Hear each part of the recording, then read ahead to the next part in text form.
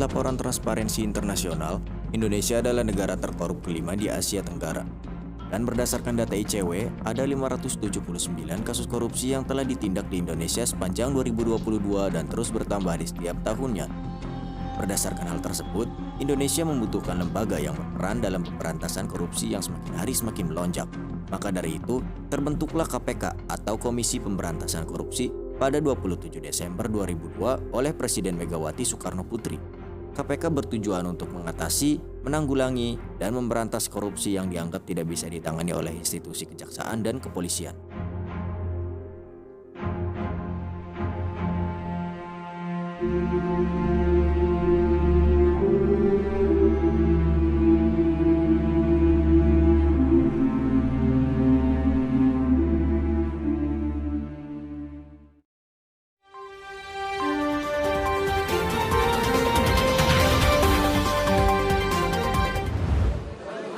Baik, selamat pagi. Di sini kami telah menangkap Wali Kota Seranjana yang berinisial DN, tersangka sebagai pelaku tindak korupsi. Kami menangkap inisial DN di kediamannya pada pukul 3 dini hari.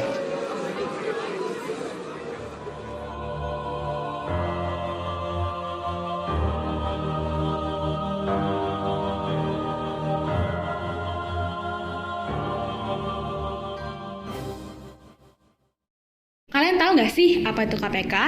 Komisi Pemberantasan Korupsi atau biasanya disingkat KPK merupakan salah satu lembaga yang ada di Indonesia. KPK ini berfungsi untuk menangani kasus pidana korupsi. KPK merupakan lembaga independen atau bebas dari pengaruh luar, sehingga KPK dapat menjalankan tugasnya tanpa ada pengaruh atau tekanan dari pihak luar. Nah, sebetulnya sudah ada beberapa komisi yang dibentuk sebelum adanya KPK untuk menangani kasus korupsi di Indonesia, seperti Komisi Pengawas Kekayaan Pejabat Negara atau KPKPN, Komisi Pengawas Persaingan Usaha atau KPPU, dan Lembaga Ombudsman. Tetapi, upaya-upaya tersebut dinilai belum cukup efektif untuk menangani kasus korupsi di Indonesia.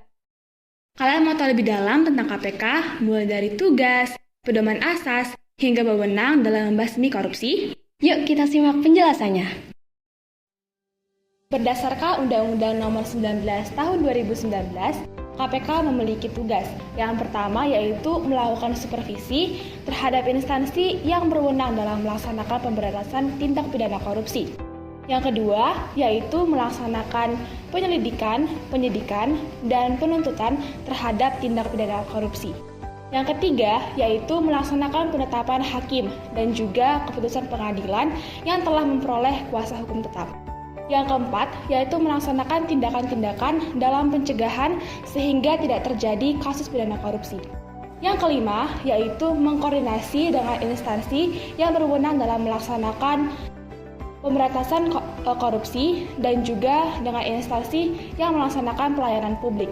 Yang terakhir yaitu melaksanakan monitoring atau pengawasan terhadap penyelenggaraan pemerintahan negara.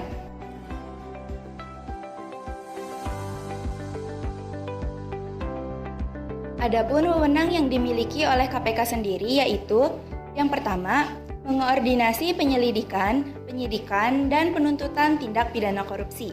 Yang kedua, menetapkan sistem pelaporan dalam kegiatan pemberantasan tindak pidana korupsi. Yang ketiga, meminta informasi tentang kegiatan pemberantasan tindak pidana korupsi kepada instansi terkait.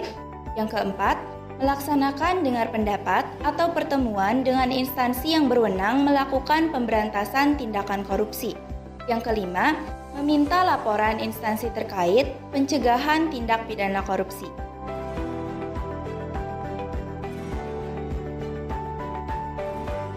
Dalam melaksanakan tugasnya, kira-kira KPK berpedoman pada asas apa saja ya? Adakah asas yang menjadi pedoman KPK dalam menjalankan tugasnya? Nah, baik, jadi di sini saya akan menjelaskan pedoman asas yang dilaksanakan KPK dalam menjalankan tugasnya.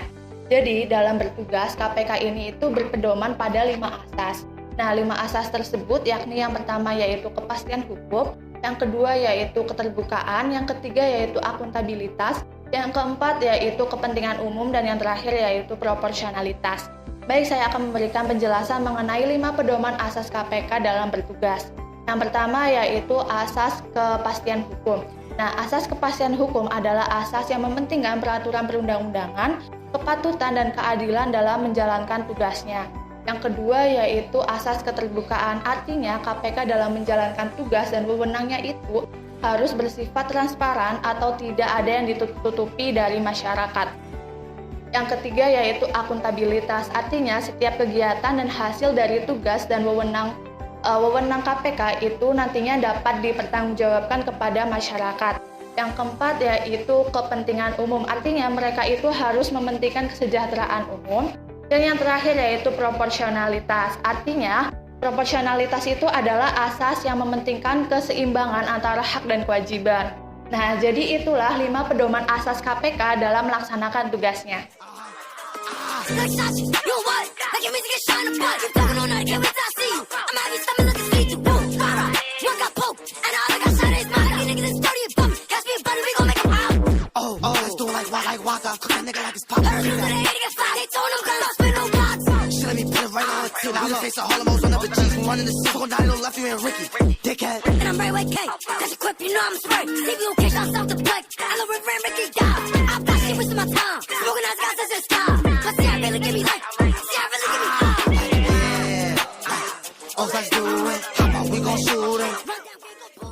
Pagi di sini kami telah menangkap wali kota Saranjana yang berinisial DN setelah